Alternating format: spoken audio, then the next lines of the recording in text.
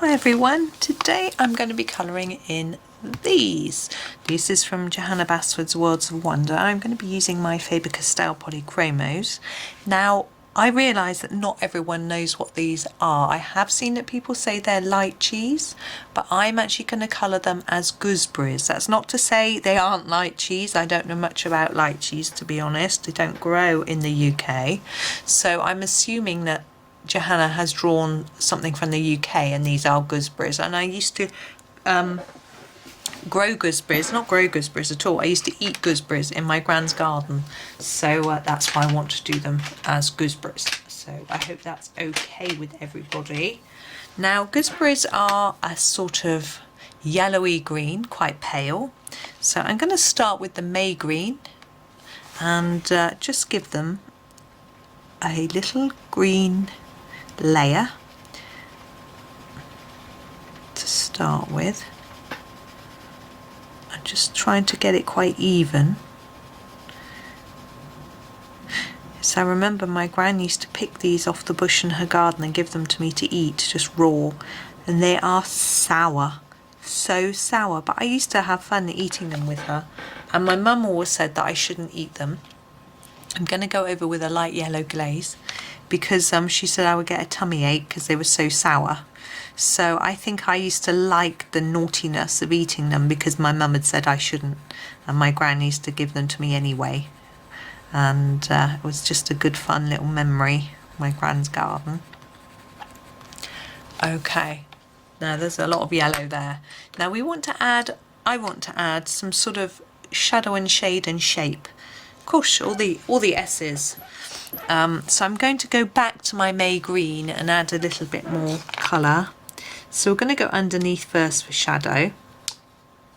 It's going to be darker underneath if the light's coming from above, which I tend to assume it is in most pictures. For me it's easier. I'm not really, and depending on where it is in the picture that I'm using as a guide as well. Now they don't have, gooseberries sometimes have a shine, but they're not highly shiny, so we haven't left any white for a shine. But I'm going around the edges in this darker, well, in a darker stroke, I suppose, to try to make them look more spherical.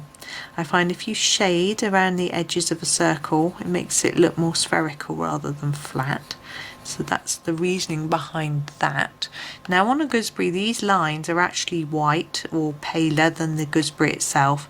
I'm not going to worry about that. You could use some cream or white gel pens or Posca pens, but I'm going to leave it as it's been drawn. I think it's a little easier that way. Now they do have little furry bits on them. Again, we're going to not worry about those. We're going to leave them.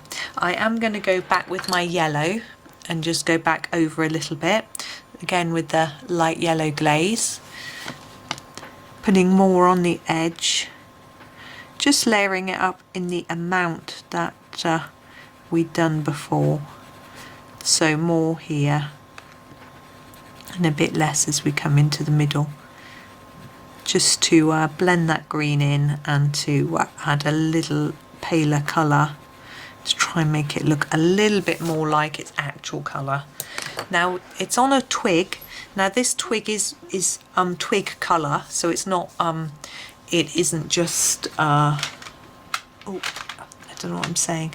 It isn't green, it's twig colour. So I'm going to go with this one, which is my walnut brown, and I'm going to colour in just lightly to start with. I do like to start lightly so that we can make sure that we know what we're doing. We're happy. The twigs do get paler as they go towards the centre of the leaf. Oh, excuse me, what happened there to my voice? I need a cup of coffee, I think. So I'm going to take it a little darker here, and at the bottom if I can, maybe at the side a little bit, just sitting back to have a look and then coming back in just to do a little bit the bottom of that sort of knobbly bit there, giving it a little bit of shape here as well. So we'll probably just leave it that, and then we need to do the leaf. Now the leaves are darker than the fruit, quite significantly so actually, but I'm not going to go up to a really dark one yet.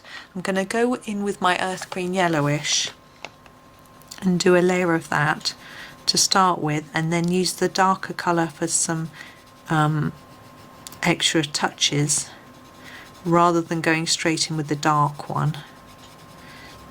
And this is still darker, as you can see, than the actual gooseberries. Now between the two gooseberries there would be a little shadow. We haven't put that in.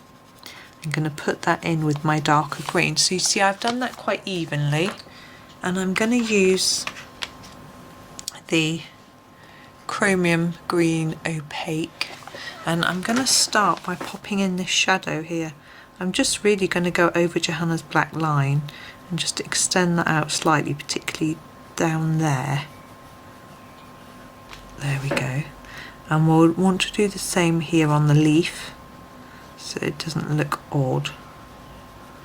I'm pushing a bit harder on that because I know I'm going to add some of this colour to the rest of the leaf. I'm going to do it near the bottom. I think it would be more shady down here. I'm also thinking about the shape of the leaf and whether it might just be a little bit darker in the centre here, perhaps.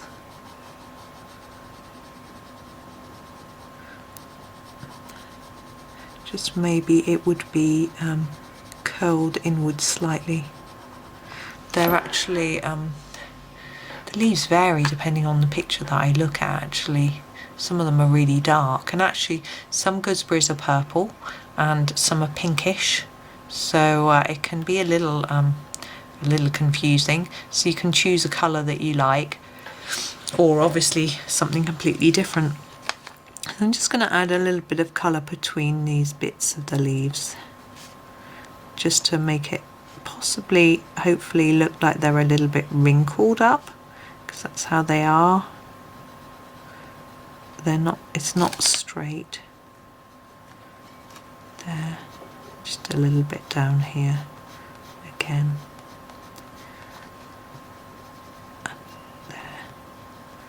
There we are. I'm going to leave it there. I think if I fiddle too much more it's going to spoil it. So there's our pair of gooseberries. So there we go. There's that one. Thank you very much for watching. I hope you enjoyed it, and happy colouring.